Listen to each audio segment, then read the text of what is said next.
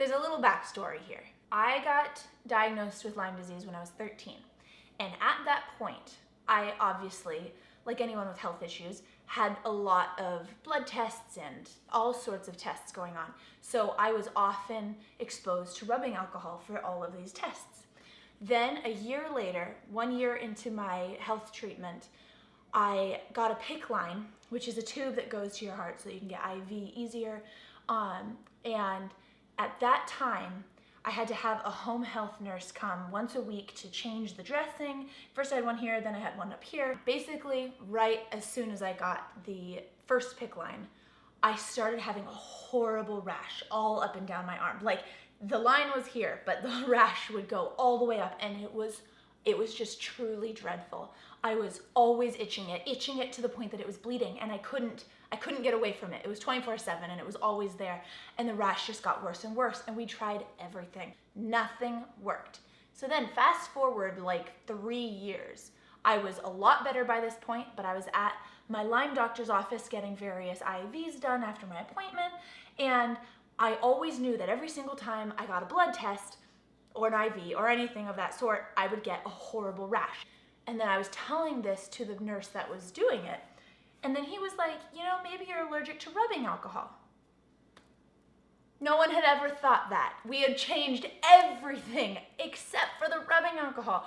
So he was like, let's try doing like iodine or betadine. So we tried it, and the first time ever, no rash.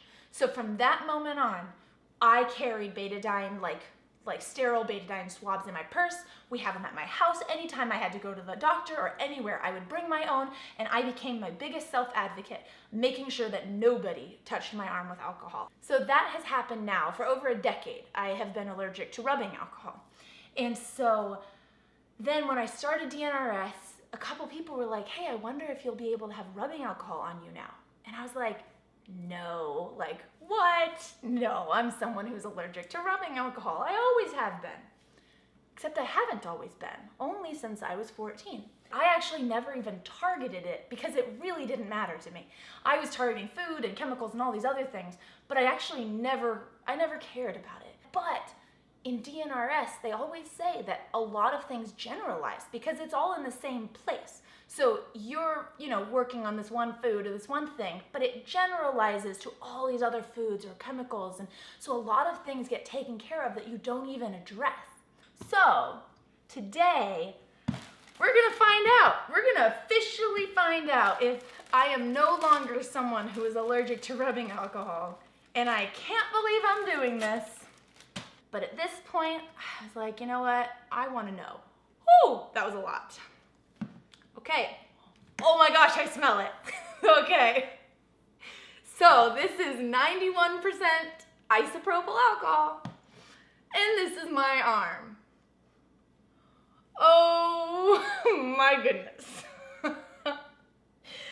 Oh goodness.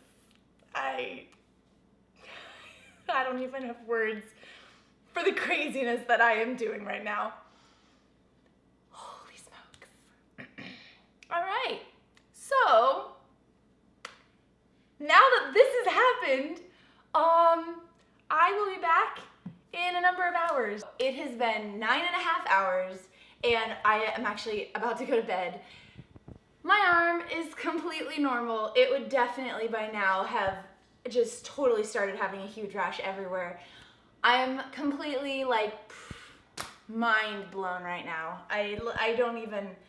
I can't quite comprehend what's happening right now. I guess I am no longer someone who is allergic to rubbing alcohol. That's very weird to even think about. Crazy. I'm going to bed.